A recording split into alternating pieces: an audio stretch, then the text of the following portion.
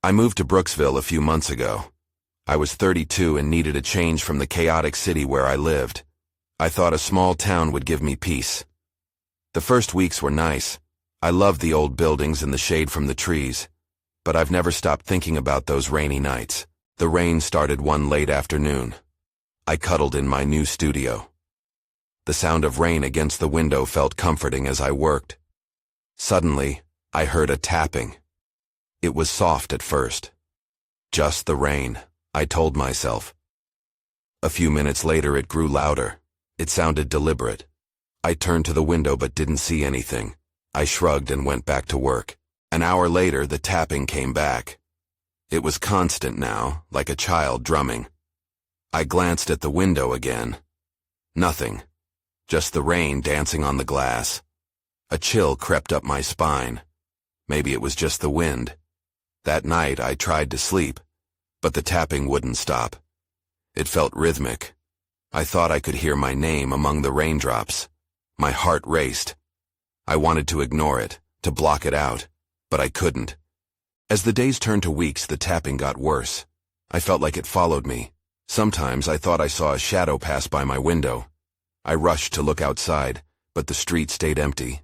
I felt stupid, yet uneasy. My stomach twisted. One evening, I lay in bed staring at the ceiling. The tapping was now a pounding. My name echoed, but I never figured out where it came from. It felt close, but I never saw anyone. Each rainy night pulled me farther into chaos. Faces from my past haunted my dreams. They were familiar but twisted like memories torn apart. I woke up gasping, drenched in sweat, while the rain kept pouring. I couldn't shake off the feeling of being watched. It twisted like a knot in my stomach. I would glance over my shoulder even when I was alone. The unease simmered in me, almost boiling over. Then one dreary night, I sat at my desk, heart racing. Suddenly the tapping stopped. Silence enveloped the room. Just then, a voice whispered, "Jenna." It was right outside.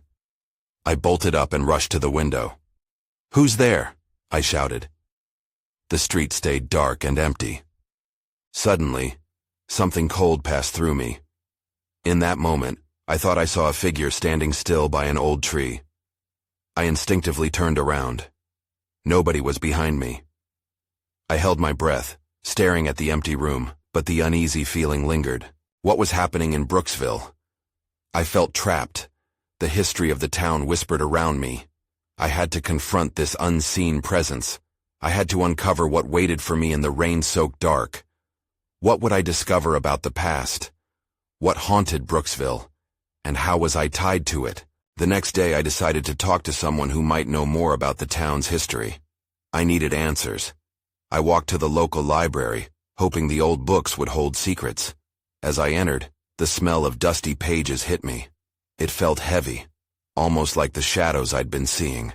I approached the librarian, an elderly woman named Mrs. Henderson. Her eyes were sharp, sparkling with a mix of curiosity and caution. I explained my situation, the tapping, the whispers, and the unshakable feeling of being watched. She listened intently, nodding every now and then, but not interrupting. "Brooksville has its stories," she said, her voice low, "especially ones that involve the rain." I felt a chill ripple down my spine. There are tales about a girl who went missing decades ago. They say she was taken by the rain. "Taken? What do you mean?" I asked, my heart racing. "People believe she didn't drown, but rather, something else happened." She paused, eyeing me carefully. "If you're hearing things, it may be connected to her. You should avoid dark places, especially near Oakwood Grove. That tree you mentioned, is it by the old oak?" I nodded. I had seen it.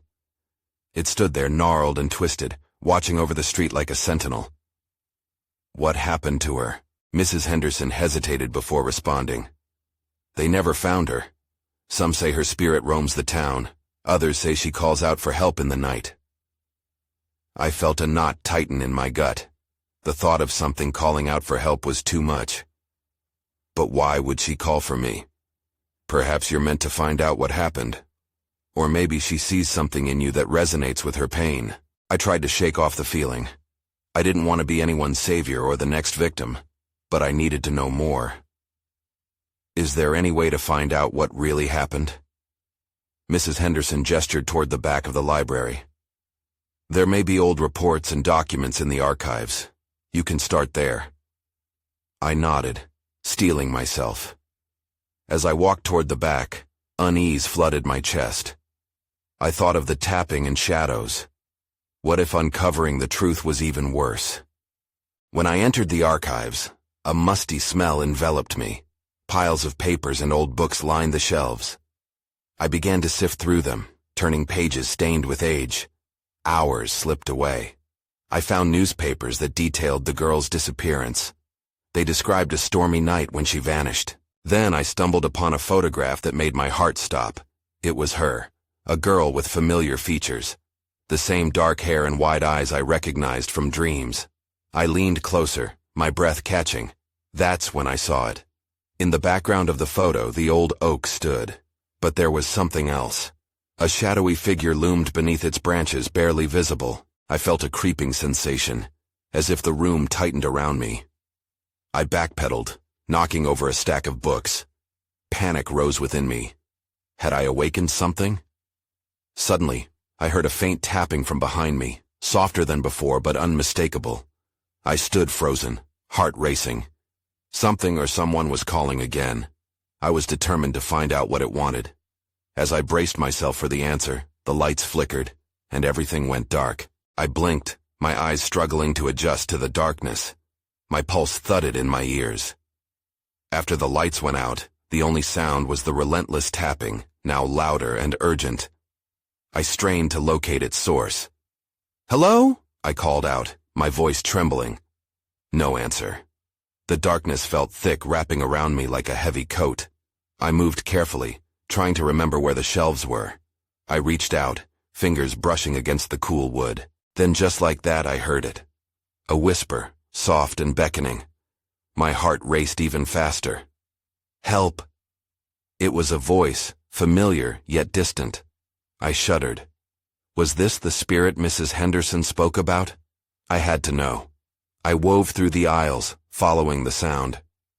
As I turned a corner, something caught my foot. I stumbled but caught myself. I crouched down, feeling for whatever had tripped me. My hand found something cold and metallic. It was a small key. I pocketed it, curiosity bubbling beneath my fear. What could it unlock? Suddenly, the lights flickered back on, bathing the room in a pale glow. My heart sank when I realized I wasn't alone. At the far end of the room stood a figure. She was just a silhouette at first, but when I blinked I saw her clearly. It was the girl from the photograph, the girl who had gone missing. Her hair draped down her shoulders like a veil, and her eyes were wide and searching. "What do you want?" I gasped, instinctively taking a step back. She didn't move, just stared at me, her gaze piercing. "Find me," she whispered. "In the rain." "Wait," I called out, heart pounding. But as quickly as she appeared, she faded, dissolving into the faint light. I felt an icy chill sweep through the room, shadowing my senses. I stumbled, grasping the edge of a nearby table for support. Had I really seen her? Was she just a figment of my imagination? I couldn't deny the fear that gripped me now, the horrible realization that I was being pulled deeper into this mystery. I glanced back at the now silent room, my thoughts racing. The key, the tapping, the girl, all of it tied together. I took a deep breath and turned toward the exit, determination igniting within me. I needed answers, and I needed to face whatever this was. As I pushed open the door, I couldn't shake the feeling of being watched. I stepped into the rain-drenched street, the drops pounding down as if the sky wept. But something else tugged at my mind. Mrs. Henderson had mentioned Oakwood Grove. I had to go there. The raindrops intensified, each one creating a rhythm that synchronized with the pounding of my heart. Maybe I could find out what the girl wanted. Or maybe I'd find something darker waiting for me in the shadows. The thought sent a jolt of terror down my spine, but I pressed on. I was already in too deep. Out of the corner of my eye, I noticed a figure darting between the trees of Oakwood Grove. Fear wrapped around me, but I couldn't turn back now. I had to know what awaited me beneath the old oak tree. I stepped cautiously into Oakwood Grove, the trees looming like silent sentinels in the rain. Each drop splattered against the leaves, creating an eerie melody that melded with the rhythmic thump of my own heart. I glanced around, half expecting the girl to appear again, urging me to find her. Something flickered in my peripheral vision. I turned, but whatever had caught my eye was gone, swallowed by shadows. I took a deep breath and pressed on, the path uneven beneath my feet. The air felt heavy, charged with a sense of foreboding. At the center of the grove stood the old oak tree. Its bark was gnarled and twisted, resembling a hand reaching toward the sky. I could almost hear whispers echoing through its branches, calling out from another world. I stepped closer, the damp ground squishing beneath me when out of the corner of my eye, I spotted a small glimmer among the roots. My heart raced as I knelt down, brushing aside wet leaves and mud. My fingers closed around something smooth and hard. It was another key, glinting in the dim light. I felt a mix of dread and excitement. What did this one unlock? Before I could think it through, a gust of wind swept through the grove, rustling the branches. It pulled at my clothes, urging me to leave. I stood up, clutching the keys tightly. Then, I heard it. A soft sobbing sound, barely audible above the rain. It was coming from somewhere near the tree. "Hello?" I called, my voice wavering. I stepped closer to the tree, straining to hear. The sobbing grew louder. It was a child's voice, filled with sadness and despair. Fear crashed over me like a wave, but I had to know. I skirted around the massive trunk, eyes wide for anything unusual. In the hollow of the tree, I saw it. A small figure curled up, soaked and shivering. My breath caught in my throat. It was a girl, not much older than I was. Her hair hung in tangles and her clothes were ragged. She looked up at me with wide, haunted eyes. "Help me," she pleaded, her voice barely above a whisper. I took a cautious step forward. "What happened to you?" I asked, trembling. Just like the other girl, there was something eerily familiar about her, but I couldn't place it. "They won't let me go. You have to find the keys," she said, her gaze darting around as if she expected someone to come for her any moment. "Keys?" I echoed, holding up the two I had found. "Yes, but you need the one that unlocks the door," she insisted, her eyes shining with desperation. "Door? What door?" Before she could answer, the wind howled through the grove, a cacophony of haunting howls that sent chills down my spine. She looked back, her expression shifting from fear to terror. "They're coming!" Adrenaline surged through me. I didn't know who or what she meant, but I could feel a threat in the air. I had to leave. I couldn't let them catch me too. I turned to run, but as I glanced back one last time, the girl's face twisted in anguish and suddenly vanished into the shadows. I sprinted down the path, rain blinding me as I gasped for air. The keys clinked together in my pocket, a chilling reminder of whatever I had stumbled into. I had to find out more, but what awaited me next?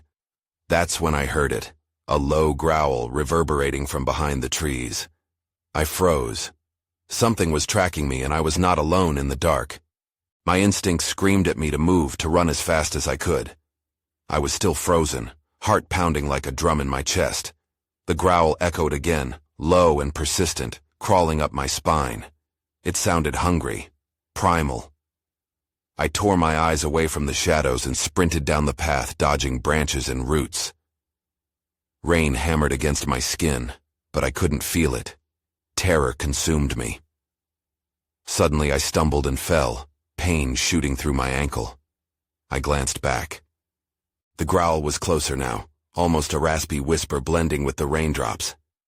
Panic surged through me as I struggled to my feet. I needed to keep moving, yet fear rooted me in place for a heartbeat longer. I was losing time. Pushing past the fear, I forced myself to limp forward. My pulse raced louder than the storm. As I reached the edge of the grove, the trees parted like a curtain revealing the open field, full of thick mist swirling upwards, almost alive. The sight was both mesmerizing and disorienting. I stepped into the mist, hoping it would offer cover. I didn't stop to catch my breath, A sharp crack of a twig echoed from behind me. I glanced over my shoulder but could only see shadows dancing in the dark. Whatever was pursuing me was still out there, lurking. I pressed on, my thoughts spinning. I clutched the keys tightly in my pocket. They were my only connection to this bizarre nightmare. What if they were the only way out?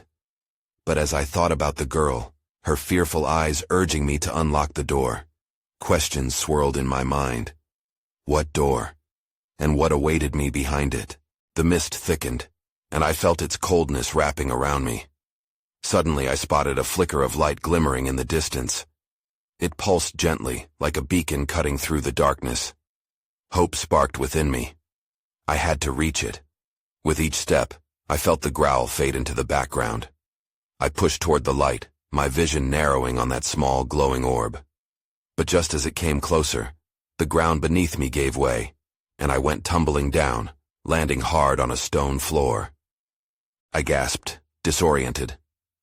The light was now just above me, hanging in the air. I quickly pushed myself up and looked around. I was no longer outside but in a dimly lit chamber, moist stone walls surrounding me. My heart raced, panic flashing through my mind. In the center of the room stood a massive wooden door, heavy and ancient. A keyhole gleamed in the candlelight. I felt exhilaration and fear clash within me. I could feel the keys pressing against my leg, a call to explore this strange place. Was this the door the girl spoke of? Behind it lay answers, or perhaps the darkness seeking to trap me. I took a shaky step forward, the light flickering ominously. And then, out of nowhere, I heard a voice. Not a child's, but a deep rumbling whisper that sent chills down my spine. "Open it, if you dare." I froze, mouth dry. There was no turning back now. I reached for the keys, my fingers trembling. I was terrified, but I had come too far. Whatever was on the other side, I had to know. I took a deep breath, my fingers brushing against the cold metal of the keys. They felt heavier now, burdened with the gravity of my choice. I approached the door, every creak of the floor sending prickles of fear racing across my skin. Just as I reached the keyhole, a chill swept through the chamber, extinguishing the flickering light. Everything plunged into darkness. My heart raced. I fumbled blindly, panic rising like bile in my throat. The growl from before echoed in my mind, a threatening reminder of what might still be lurking outside. I pressed my ear against the door, hoping to hear anything, but only silence greeted me. It was daunting, that stillness. Then I remembered the keyhole. I needed to find the right key. I dug into my pocket, hands shaking, and pulled out the keys one by one. I held them close, the metal keys glinting faintly in the dimness. I took a moment to collect myself. Whatever was behind this door felt like it mattered. These keys could hold the answer to why I was drawn here. I lifted the first key to the light. Its shape was intricate, almost beautiful. I slid it into the keyhole, but it didn't fit. A sense of dread pooled in my stomach. The growl echoed again in my mind, louder this time. Impatience and fear clawed at me. I quickly tried the next key. It slid into place with an audible click, sending vibrations through the door. I hesitated, breath caught in my throat. I glanced over my shoulder, half expecting the shadows to spring to life. "What do I do?" I whispered, my voice barely audible. Just as I prepared to turn the key, a loud thud resonated behind the chamber walls. I jumped back, heart pounding. The noise repeated, closer this time, a rhythmic reminder that I was being watched. My senses buzzed in alert. My fingers gripped the key, adrenaline pulsing through me. I twisted it in the lock with a quick motion, hoping for the best, fearing the worst. The door creaked open, revealing a darkened passage. I felt the pull of an unseen force beckoning me to step inside. I wanted to scream, to turn back, but I couldn't. My curiosity, mingled with the horror, propelled me forward into the unknown. As I crossed the threshold, a rush of cold air enveloped me. Shadows flitted around the edges of my vision. I moved deeper into the corridor, the fear bubbling beneath the surface. What was this place? What had I unleashed by opening that door? And then I noticed it. A faint outline of something ahead. A figure. My breath caught. I squinted, trying to make sense of the shape in the gloom. It felt familiar, yet unsettling. I took a hesitant step forward, heart racing, but the figure vanished, as if it hadn't been there at all. "Hello?" I called out, my voice echoing. Nothing answered except the pounding of my heartbeat. Then I caught movement in the shadows. Someone, or something, was watching me from the end of the hall. I felt my stomach tighten. I had to know what was waiting for me.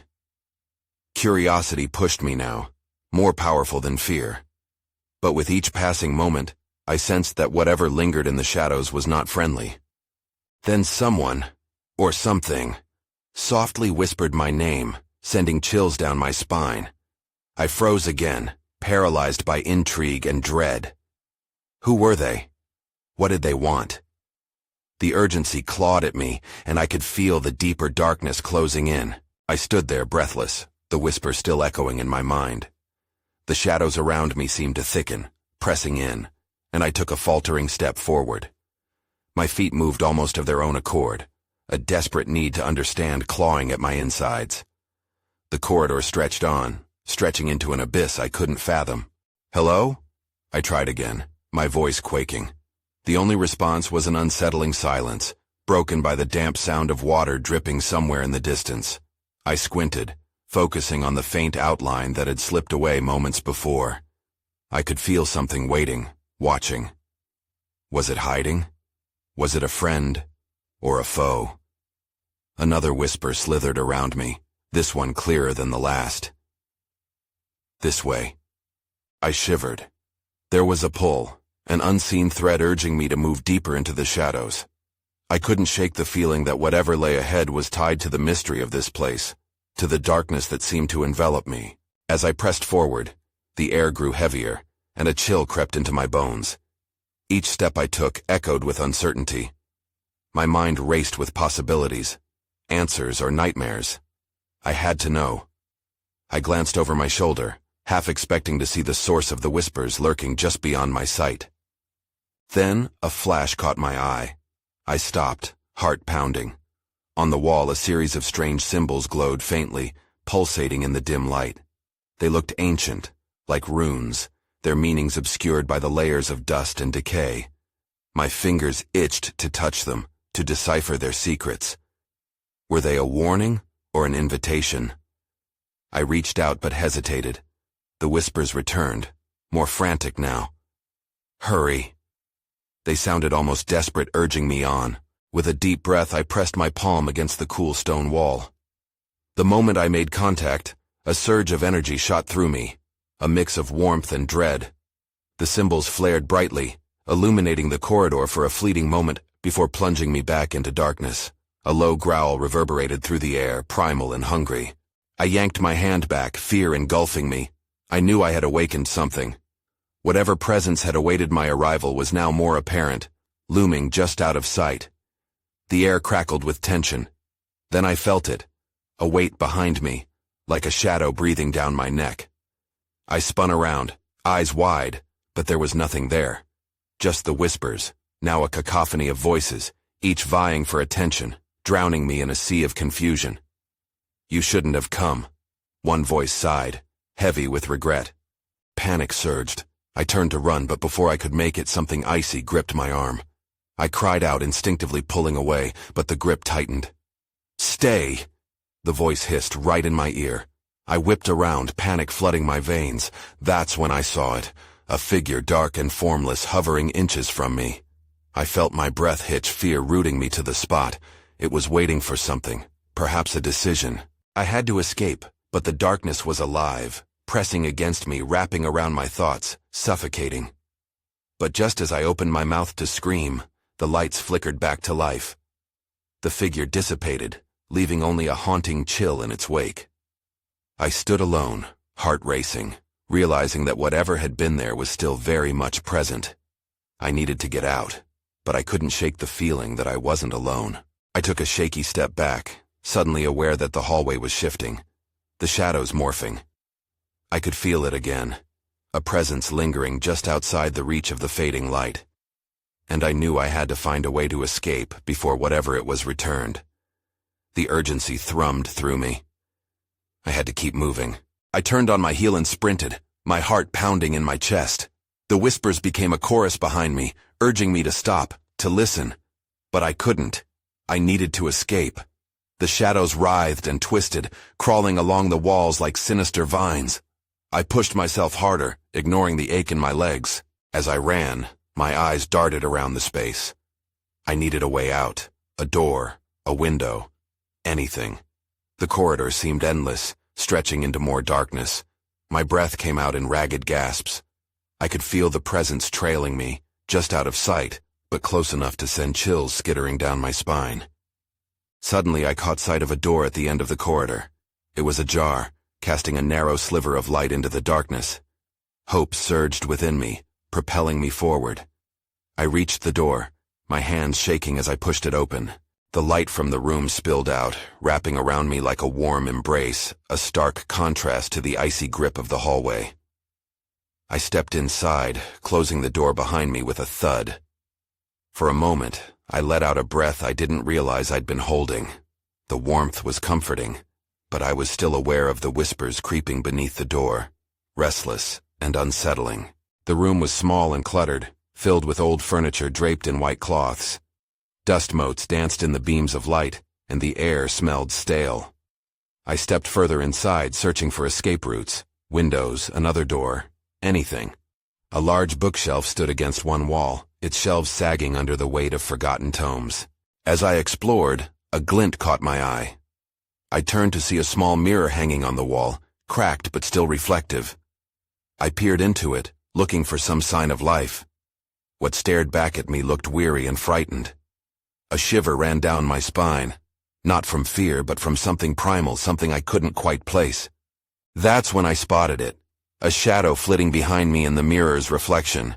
I whipped around, but the room was empty. My pulse quickened. It had to be a trick of the light, or perhaps the remnants of whatever had been haunting the corridor. I spun back to the mirror and gasped. In the glass, a figure stood just behind me. It was shifting, chaotic, barely human. I backed away, my breath hitching as the figure leaned closer, its face obscured by shadow. It opened its mouth and a sound escaped that wasn't a whisper, nor a voice, but a cry filled with despair. I stumbled back, clumsily hitting the bookshelf. Books tumbled to the floor with a muffled thud. The figure in the mirror flickered away, fading into the background. Panic surged again. I knew something was still watching me. My instincts screamed for me to get out, but the doorway now felt like a million miles away. As I assessed my options, I noticed a glimmer among the scattered books. I crouched down, fingers trembling as I picked up a small, worn notebook. The cover was faded, its spine cracked. I flipped it open, and what I found made my breath catch.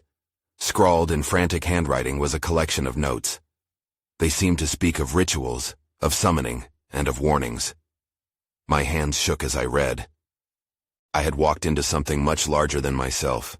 I realized then that leaving wasn't going to be as simple as I thought. I was part of a story that had been unfolding long before I arrived. As I read on, the weight of dread settled heavy in my chest. I knew I had to leave, but the urgency grew. Whatever had been awakened was still out there, and it was coming for me. I barely registered the notes anymore, my heart racing as I scanned the room for any way out. The voices were muffled now, but they persisted, echoing with a quiet intensity that filled the air. I tucked the notebook into my jacket pocket, unable to shake the feeling that I might need it soon. I cast a cautious glance around the small room once more. There was no other door, no window, just the heavy oak table at the center and the looming bookshelf. I took a step towards the door, debating whether to chance opening it again or searching for some hidden exit. That's when I heard it. A soft creaking sound, like footsteps approaching from the corridor. My breath caught in my throat. I pressed myself against the wall, wishing for shadows to swallow me whole. Each creak echoed like a warning, and I realized I wasn't as alone as I thought. I let the darkness of the room wrap around me, hoping the limited light would conceal me if someone, or something, entered. I strained my ears, listening intently. The footsteps grew louder, slow, and deliberate. I could feel their rhythm in my bones, matched only by the frantic beating of my heart. The door handle jiggled slightly, sending a surge of panic through me. The door was still closed, but I could see a sliver of darkness inching in from beneath. I held my breath, hands trembling at my sides. I wanted to scream, to shout for help, but all that came was a shallow gasp. I squeezed my eyes shut, praying for the sound to stop. But instead, I heard a whisper. Deep, echoing, and laced with a sense of urgency. "Let me in." The voice was desperate, filled with a kind of longing that made my skin crawl. I struggled to keep my breathing steady. Had I truly done this to myself? I didn't want any part of whatever was happening. The rituals in that notebook flashed through my head. Had someone been trying to summon this thing? Or was it all a result of something more sinister? Then, everything went cold. The temperature in the room dropped so suddenly that I could see my breath in the air. My body tensed, locked in a fight-or-flight response. I turned to the darkened side of the room, another instinct pushing me toward the bookshelf. If there was a secret passage, it might be hidden behind the tomes. I lunged for the shelf, pushing aside heavy volumes of dusty despair in a frantic search for anything unusual. I could still hear the whisper outside, drawing closer, closer. And then, through the haze of fear, I felt it. The slightest shift at the back of the shelf. My heart raced as I pried at a loose book, pulling it free. To my shock, the entire shelf shuddered and began to slide open, revealing a narrow passage wrapped in darkness. Desperation swept over me. I had to decide fast. I glanced one last time at the door as the handle rattled again, a determined push from the other side. "Let me in," the voice repeated, more insistent now. I didn't have time to think. I slipped into the passage, the darkness swallowing me whole as I pulled the shelf back into place. But as I stepped forward, I realized I wasn't alone. There was something in the shadows with me. A shape, moving, waiting just out of sight. This time, I could feel it watching, and it wasn't just the whispers I had to worry about anymore. The narrow passageway was damp and suffocating, the faint smell of mold mingling with the chill of the stone walls. My heart raced as I pressed onward, the flickering light of my earlier escape fading into nothingness behind me. The whispers grew distant, but I could still hear them. A flickering echo of unanswered questions trailing me into the dark. I hesitated. Should I turn back? Had I accidentally chosen a path deeper into danger? But the door, the one that begged to be opened, was no longer an option. Whatever lingered there was determined to get in. The thought alone pushed me forward, deeper into the unknown. As I continued down the passage, I anxiously ran my fingers along the walls, searching for anything that might resemble a way out. The passage twisted and turned, and the sound of water dripping echoed like a heartbeat. Was my imagination playing tricks on me, or was I still being observed? Then I noticed a faint light flickering up ahead. Hope surged in me, and I quickened my pace, desperate to see where it led. The illumination grew brighter with each step, revealing intricate carvings on the walls, stories etched in stone that seemed to pulse with life. Faces twisted into expressions of agony and despair stared back at me, as if cautioning me to tread carefully. I pushed forward, hunger for answers driving me. In a moment I emerged into a larger chamber. The light I glimpsed shone from above. Thick vines stretched toward the ceiling where the rainwater trickled through a cracked stone structure. The room felt sacred and cursed at the same time. In the center of the chamber stood an altar, older than time itself, heaped with offerings long forgotten, trinkets, flowers turned to ash, remnants of prayers. I took a wary step closer, heart pounding as I scanned the surface. It felt unreal, the echoes of the past dancing around me, urging me to understand a history that morphed and ticked in the depths of Brooksville. Then I heard it again, a whisper curling around the room, weaving through the air with a chilling familiarity. "Help me." I froze. It was the girl again, the one from my visions, the one who had haunted my rainy nights. Was she here, waiting for me to uncover whatever fate had befallen her? The sound sent shivers racing down my spine, but I clung to the resolve forming in my heart. If uncovering her story meant getting answers, then I had to continue. As I approached the altar, I spotted a shimmering object nestled among the relics, A key, unlike the ones I'd found earlier. It seemed infused with light, its surface smooth and warm against the chilled air. It called to me, beckoning me to reach out. With a hesitant hand, I picked it up, feeling a surge of energy pulse through me. "Find the door," the voice whispered again, more insistent now. "You have to find the door, before time runs out." Worry gnawed at me. Time. How much did I have left? I looked around, desperately searching for the door the girl spoke of, but only darkness surrounded me. The shadows flickered at the edges of the chamber, and it felt as if they hungered for my fear. Just as panic began to clench my chest, the air stirred, and a passage opened in the wall opposite the altar, the silhouette of a door framed in soft light. It had been there all along, hidden until now. My heart raced with anxiety and adventure. I took a step toward it, the key clutched tightly in my palm. Whatever lay behind that door could uncover answers or entangle me deeper into this web of shadows. As I made my way closer, the whispers turned discordant, rising in a crescendo of chaos. They felt like a threat, something bitter leaking into the air, urging me to turn back. But I felt an unshakable pull. This was the moment I'd awaited. I had to understand the girl's connection, the history of this cursed place. I stood before the door, my breath hitching. The whispers intensified, a blend like a warning and a plea. My heart raced as I inserted the key into the lock. It turned smoothly, and the door creaked open, revealing another realm beyond, a bright but hazy world, colors swirling and stretching into infinity. There, the flickering light revealed glimpses of faces lost in sorrow, those who had once roamed this cobblestone path. Without a second thought, I stepped through, adrenaline surging. The air around me trembled, and as I crossed the threshold, I was engulfed in warmth, a paradox that felt magnetic, yet foreboding. Just as I stepped fully into the new space, I heard a thunderous roar echoing behind me. I spun to face my pursuer, the darkness rushing forth, its shadowy form billowing outwards. Should I remain here, lost in the comfort of this new world, or go back and confront the malevolence threatening to consume me?